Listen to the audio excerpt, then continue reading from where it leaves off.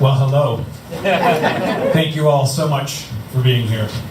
My name is Tom Freeman. I am Jen Keesmaat's husband. This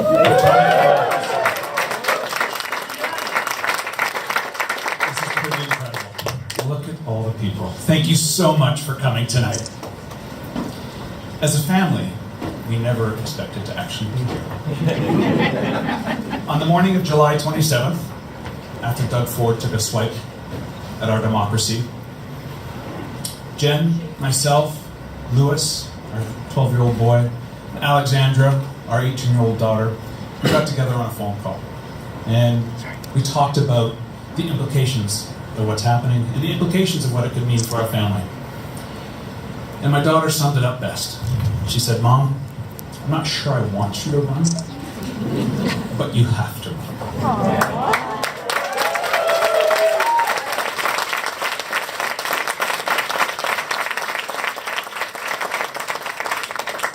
So we decided to do it. And we are here. And we are so excited. Over the past 4 weeks, our family has grown. Many of them have camped out in our house as we prepared for launch. And here we are today. We're here together to witness the beginning of a new age for Toronto. Toronto is good, but we want it to be great. Yeah.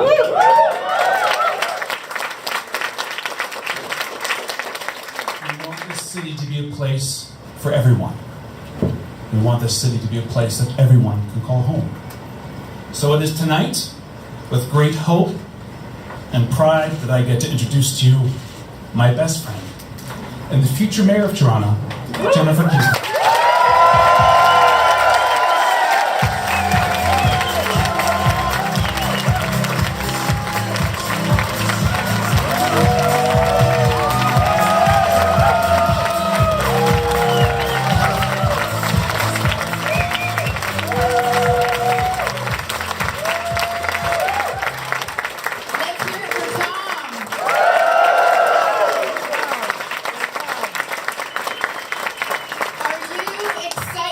To be here? Yeah!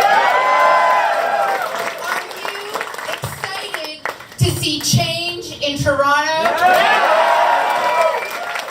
I'm excited too. I do confess I was planning a slightly different summer than what we're seeing here. Just a few weeks ago, Tom and I were planning on enjoying a nice summer in the city with our kids, Alexandra and Lewis.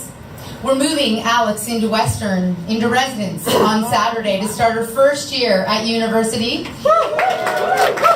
exciting time for a parent, and I've been trying to scoop up every single minute I can get with her before she moves away.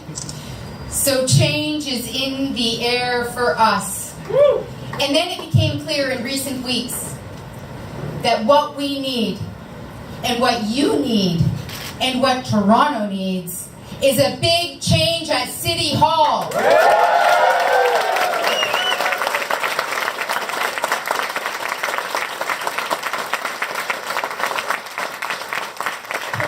needs a new mayor. Yeah.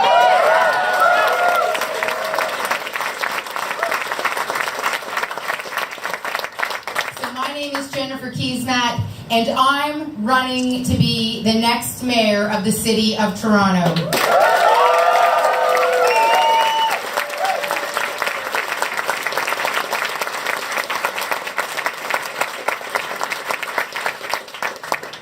Friends, for most of my adult life, I've been busy building and running businesses, successful ones.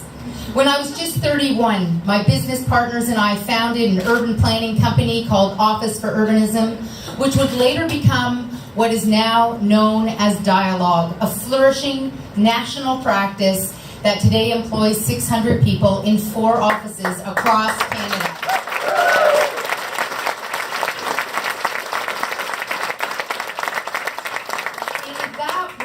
That work meant I got to travel all over this country. I led projects from Halifax to Regina, from Vancouver to Fort McMurray, and in many other places in between. And what I found was that all of our best projects were the ones where we had the opportunity to go directly into the local communities and talk with as many people as possible about what they loved about their neighborhoods and what would make their lives better. We didn't work with local communities because we were obligated to. We weren't. We worked with local communities because it resulted in better neighborhoods.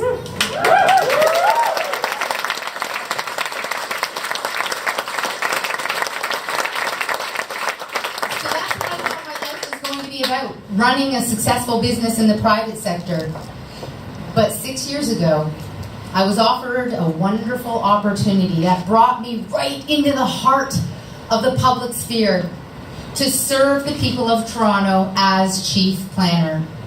I truly loved working with my planning team and with people in diverse neighborhoods from across this entire city. I hosted hundreds of community consultations in all corners of the city, and I learned something that made my heart sing. I learned that Torontonians love their city and have a tremendous amount to contribute to its future. We all love this city.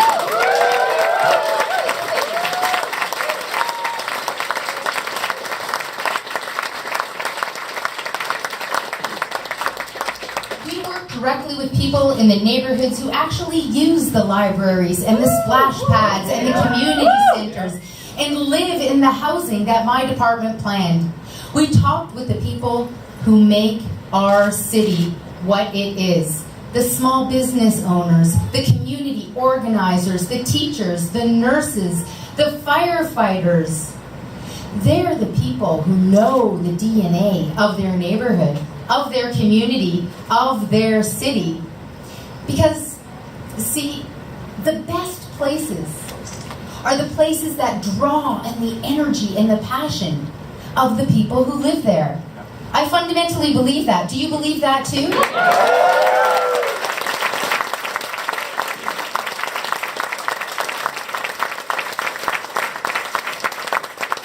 From the first day I started in this wonderful, exciting world of city building, I took my clues from Jane Jacobs. And one of the things that Jane taught me is that local really matters. Local people, local streets, local neighborhoods where people are a part of the sidewalk ballet. Local is always, always better. And that's why what happened 4 weeks ago was so startling to me. When out of nowhere, and after zero consultation with the public, the province swooped in and flipped our local politics on its head. Right then, it became clear to me that it will be critical in the months and years ahead that people in this city have a real leader. Yep. Do we think we need a real leader?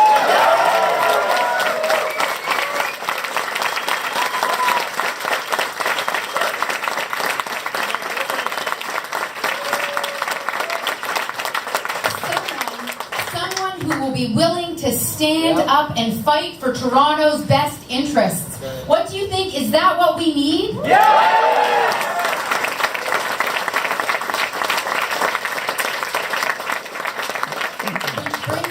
Why I have concluded that John Tory should not be the mayor of Toronto.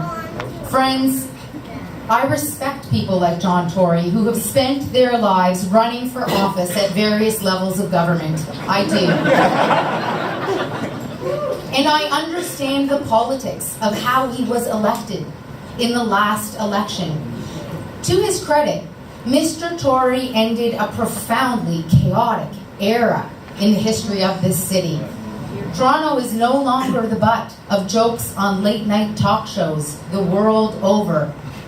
That's good. Not much.